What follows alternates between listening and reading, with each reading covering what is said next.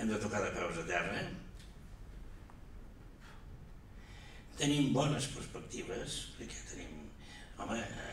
tenim molt bons hospitals, escolti, molt bons hospitals a nivell espanyol i a nivell europeu.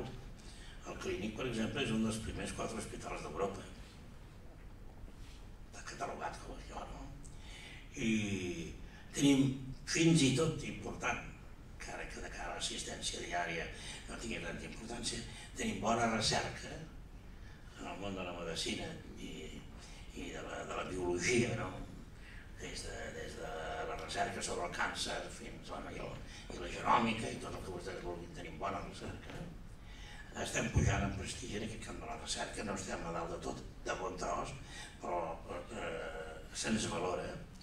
A Brussel·les se'ns valora quan donen beques i coses d'aquestes, la recerca catalana, no només mèdica, però en fi, és de les que és ben valorada a Brussel·les, no?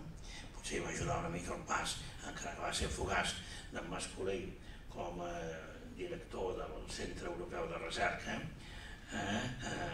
però tenim això, tenim una bona tradició mèdica, tenim bons metges, tenim bon personal. Únicament